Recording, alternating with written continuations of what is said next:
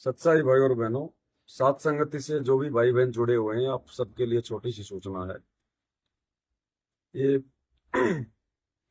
राजेश दास नाम है इनका, भरतपुर से है ये। सात संगति में आपने इनको देखा होगा, जानते होंगे आप इनको। और आप सभी भाई बहनों को सूचना ये देनी है कि अब ये सात संगति से आउट हो चुके हैं, क्योंकि इन्होंने बहुत ही बड़ी बड़ी गलतियां सात संगति में की हैं, जो गलतियां परमात्मा के मार्ग में माफी के योग्य नहीं है।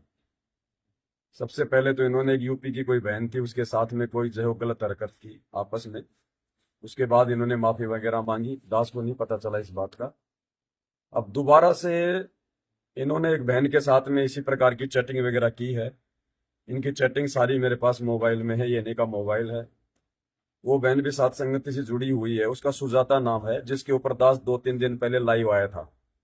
वो कह रही थी कि मेरी माता जी चाहती है कि मैं उसको यहीं रखूंगी, अपना घर जमाई बना के। एक मैं जो है मतलब कि प्लॉट दे दूंगी उसको।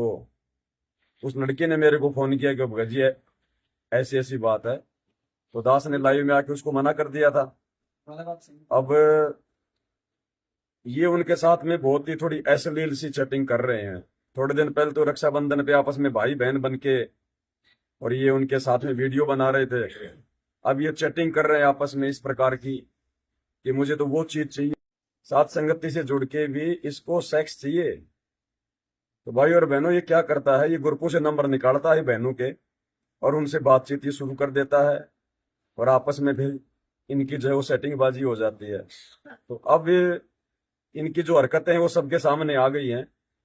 अभी हम लोग यहाँ पे जयपुर की सात संगति में है, 100-150 भगत हैं। अभी दास को रात को इनकी हरकतों के बारे में पता चला है। तो सात संगति में देखो, किसी के साथ में कोई यारी दोस्ती रिश्तेदारी नहीं है। यहाँ पे कोई गंदगी इकट्ठा करने के लिए परमात्मा ने ये मार्ग नहीं चलवाया है। यहाँ पे कोई किसी के साथ में जो है मतलब कि पक्षपात नहीं होगा। मैं गलत हूं तो मुझे भी सारे सात संगत वाले मिलकर धक्के मार के निकाल दो, यही परमात्मा का मार्ग कहता है। यहाँ गंदगी बिल्कुल भी स्वीकार्य नहीं होगी मैनेजमेंट की तरह। आज नो एंट्री कर दी, 2 दिन बाद में उसकी एंट्री कर दी, ये नहीं चलता है यहाँ पर।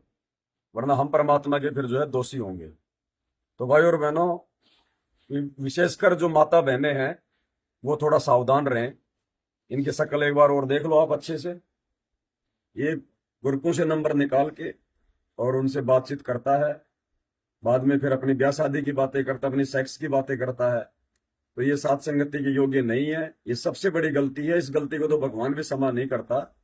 और सात संगति से जुड़ने के बाद यदि कोई आत्मा इस प्रकार की गलती करती है, जैसे वो बीकानेर का वो किशन दास था, उसको परमात्मा ने सात संगति से आउट जो है करवा दिया है। अब इन्होंने वो गलती करी है और इसके सारे जो सबूत हैं वो भी यहाँ पर आ चुके हैं। इसकी खुद की जो है चैटिंग में वो सुजाता नाम की लड़की है उसके साथ में। तो ये बिल्कुल भी स्वीकार्य नहीं होगा।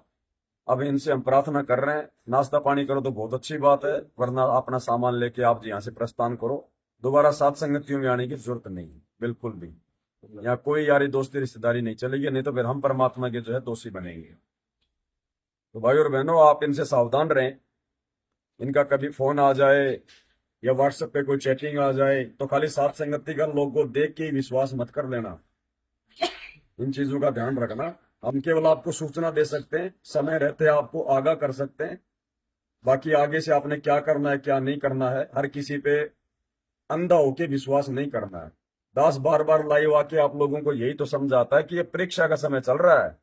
और जो गंदगी काल ने पहले सतलोक आश्रम बरवाड़ा में फैला रखी थी, उसके बाद में सतलोक आश्रमों में फैला दी, अब वो ही गंदगी वर्तमान में वो सात संगति में फैलाने का प्रयास करेगा। लेकिन यहाँ परमात्मा उनके दाढ़ नहीं गलने देगा। यहाँ तो सीधा सीधा जवाब दिया जाएगा। यहाँ पे ऐसे लोगों की कोई आवश्यकता नहीं है। कोई भाईचारा निभाने के लिए हम यहाँ किसी को नहीं बुलाते हैं।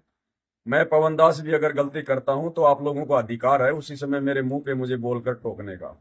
यहाँ कोई यारी दोस्ती रिश्तेदार नहीं है। जरा भी लोक लाज करी उसी समय परमात्मा की नजरों से गिर जाएंगे। बाकी बच्चा हम कितने बड़े भगत बने फिरे, उसका कोई फायदा नहीं है।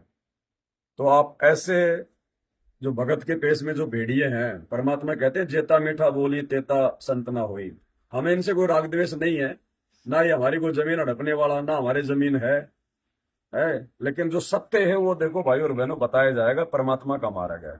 इसी गलती के कारण तो हम सतलोक से नीचे गिरे, और वही गलती हमने सात संगति में जुड़ के शुरू कर दी।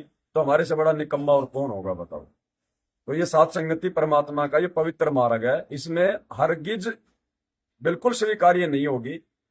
अभी जब सात संगति शुरू हुई आज शाम को, यहाँ पर माता बहनें भंडारे में सेवा कर रही थी, 2 बहनें आ गई, उनके भगत ऑलरेडी सात संगति में जुड़े हुए हैं, बहुत अच्छे भगत हैं, अब भी वो यहीं बैठे हैं।